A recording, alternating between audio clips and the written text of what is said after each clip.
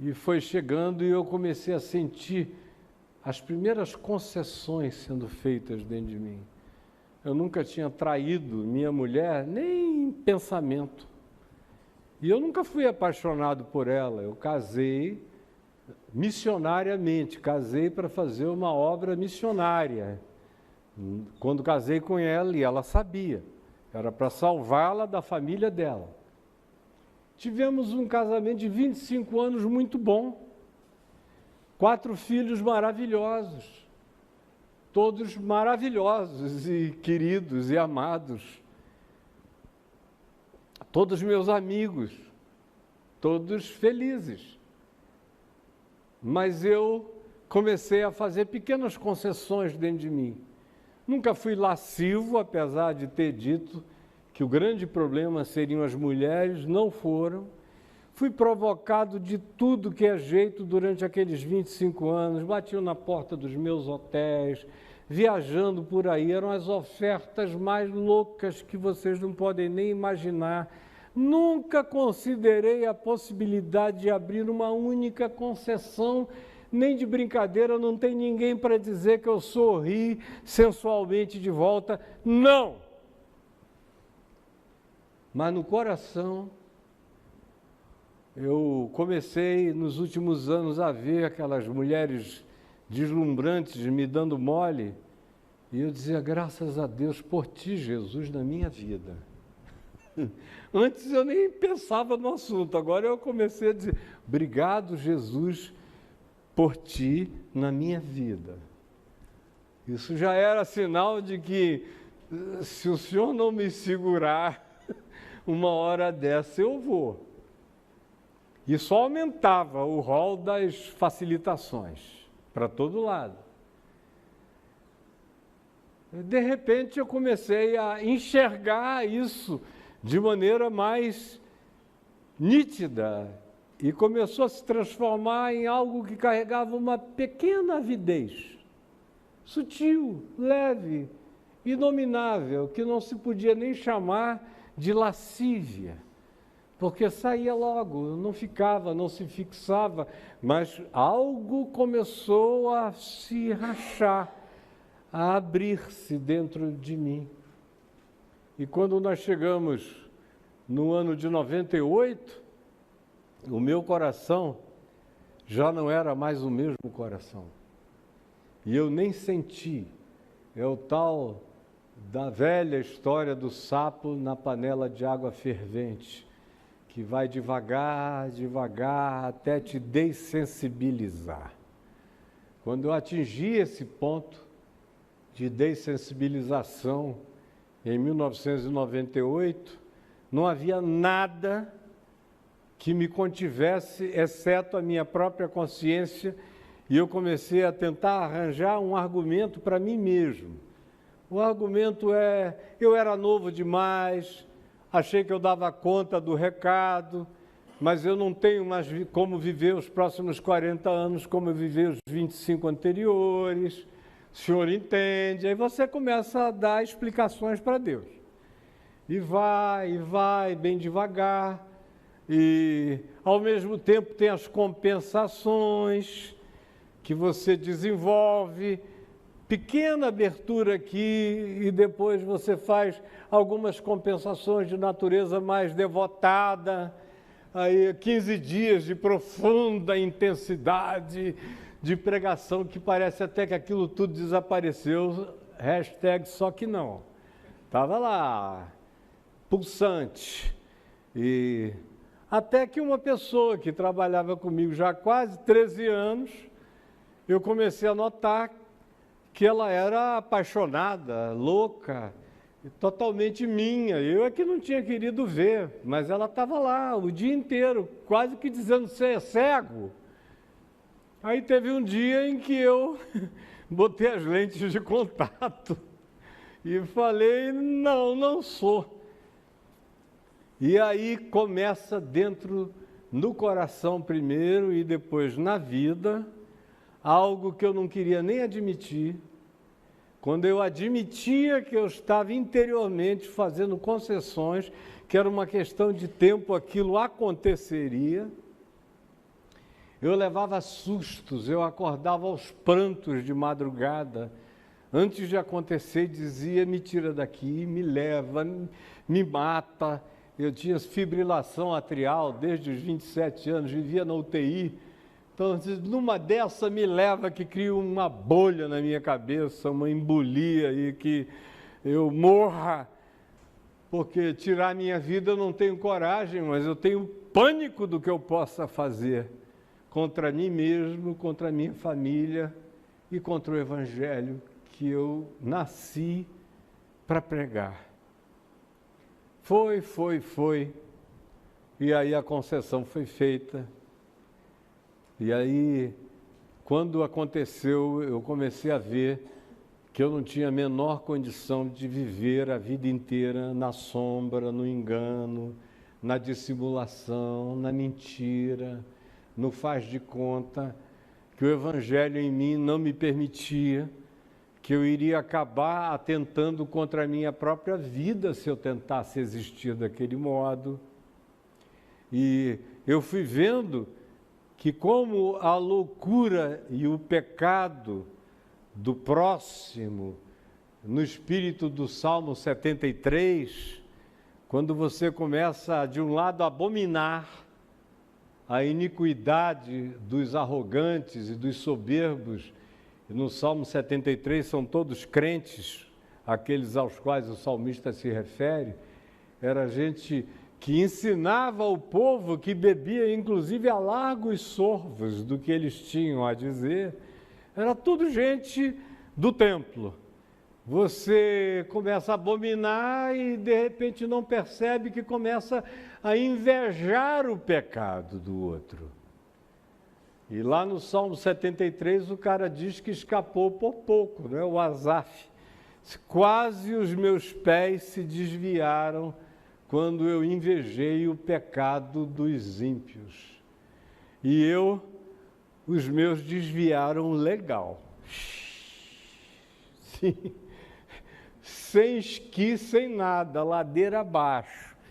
E eu querendo morrer. E cada vez mais autodestrutivo. E chegou uma hora que eu falei, eu não posso viver assim.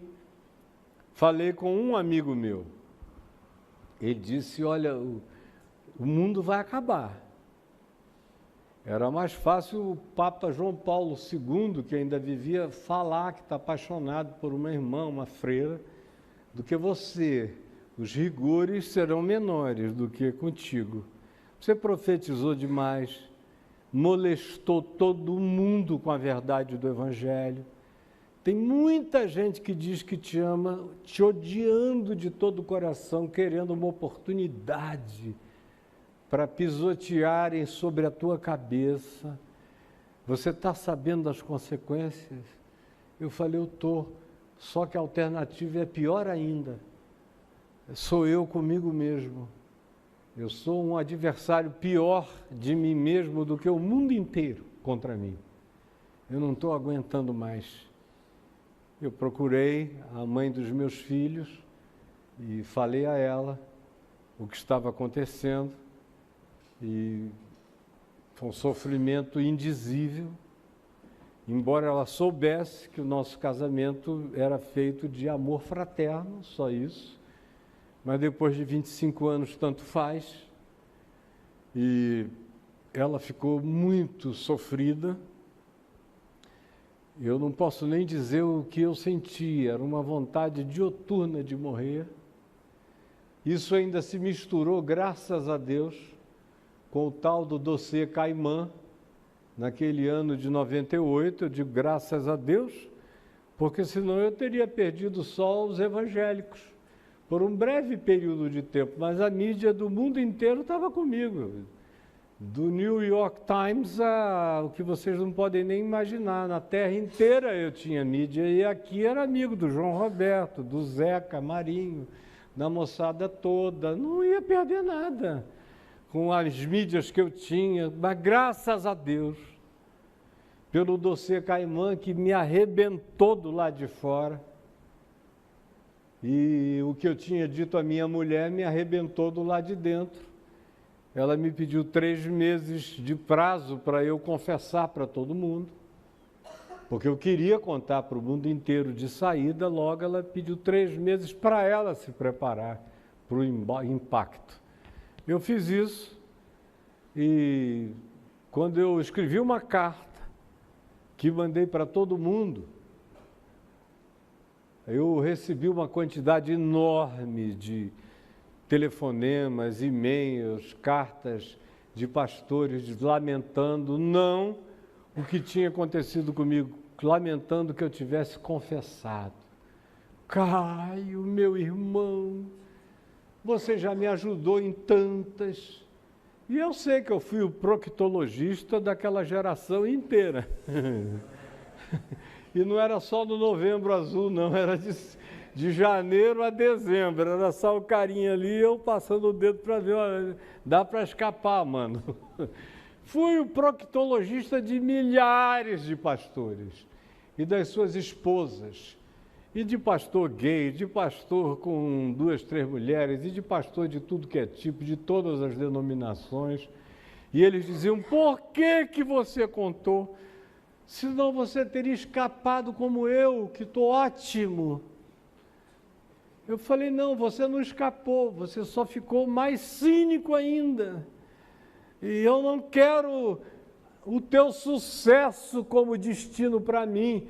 Eu prefiro viver as consequências da maior tragédia, mas se eu não perder a minha alma, se eu puder continuar não mercadejando a palavra de Deus, mas pregando o Evangelho com sinceridade, produzindo cartas vivas, testemunhos vivos da minha vida e ministério, em algum tempo, em algum dia, se o Senhor me atender com graça e houver ainda esse futuro para mim, eu espero esse dia chegar, mas quero esperar com integridade. E nos separamos, eu fui tentar viver com a pessoa em razão da qual aquilo tinha acontecido, que tinha sido a catalisadora do fenômeno psíquico muito mais profundo que havia em mim. Logo eu descobri que o que nos unia era sexo, sexo, sexo e sexo por 1000 gerações de intensidade sexual, mas nada além disso. E aí, na mesma hora, eu comecei a sentir saudade da pessoa que eu não tinha. E fui me separando no meio de uma dificuldade enorme para o fazer, não vou entrar em detalhes. E sofri. Dizer que é o pão que o diabo amassou está gostoso ainda, entendeu? Porque o negócio foi brabo, a perversidade da liderança evangélica não tem comparação.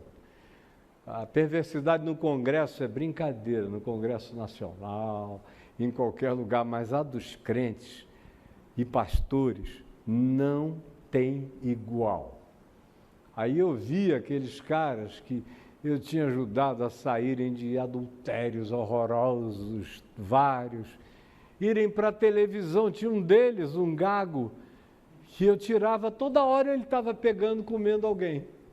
Aí vinha da cidade dele para cá, para o Rio, chorar. Me ajuda, me ajuda. Eu só tirei o cara daquilo não sei quantas vezes. Um dia eu ligo a TV, ele está lá, gaguejando e reverendo, não pode ser perdoado porque ele ajudou muita gente, mas não se incluiu. Só disse que depois de ter ajudado tanta gente eu não tinha mais o direito a nada. E gente para todo lado, em todos os lugares. Eu encontrei com amigos queridos. Um deles eu ia saindo do aeroporto do Galeão e ele estava recebendo uma pessoa que vinha do campo missionário, com a igreja dele lá, acho que umas 40, 50 pessoas. Quando abriu a porta e tinha mídia me esperando, e ele também estava com o grupo dele, ele saiu gritando e chorando no meio daquela mídia. Caio, meu irmão, a tua vida acabou. Você devia mudar para a África, porque aqui nesse país você nunca mais vai poder abrir a boca, nem dos Estados Unidos, nem da Europa. Caio, meu irmão. E aqueles repórteres olhando para aquilo sem entenderem nada, porque o negócio deles era dossiê Caimã, eles lá queriam saber onde é que eu estava fazendo penetrações extraordinárias, de natureza nenhuma. E eu, com vergonha, tá bom, fulano, eu te ligo depois. E ele gritava e chorava, era um negócio extraordinário. Aí, os anos foram passando e eu sofrendo, fiquei 1 ano e pouco, quando eu comecei a sonhar com a mulher que hoje é minha mulher e eu não a conhecia. Sonhei com ela 3 vezes durante 9 meses. Exatamente ela, como ela é.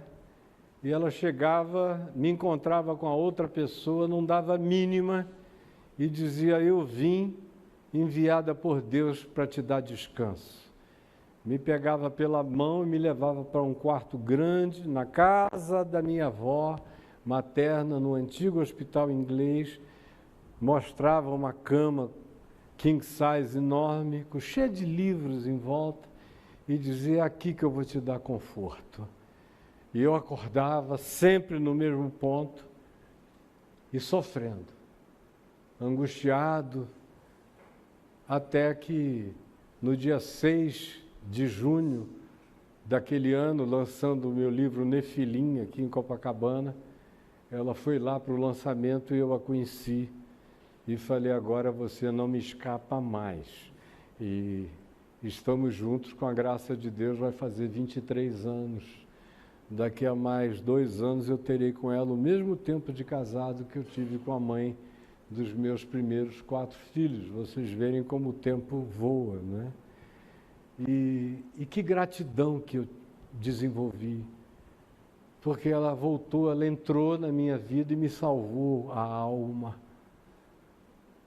salvou a minha alegria de ser, de orar, de jejuar, de buscar a Deus, de pregar como um garoto de 18 anos, com leveza, sem nada, sem esboços, sem coisa alguma, só tirando do coração a palavra em borbotões.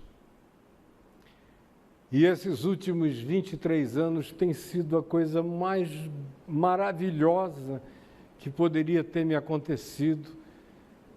Eu sempre tive uma vida profunda com Deus, mas comparado com o que aconteceu depois, aquilo tudo se tornou uma profundidade rasa. Não parava mais de me aprofundar e de crescer, e a casca foi ficando grossa. Podia vir o mundo inteiro contra mim, que eu não sentia nada. Bateram, e eu comecei a saber que eu, com Jesus, do jeito que eu estava, eu era a maioria. Eles podiam se somar todos, eles eram uma minoria perto do que estava acontecendo no meu ser, daquele fogo e daquela vontade de encarar o mundo com o Evangelho. E aí, o meu querido amigo reverendo Guilhermino, que está fazendo 80 anos, em cujo aniversário eu estarei no próximo sábado, às 5 horas, para levar uma palavra de gratidão. No meio de tudo aquilo, nunca quis saber da catedral, nem dos presbíteros, nem do Supremo Concílio, nem de nada. Nunca parou de me convidar para ir pregar lá.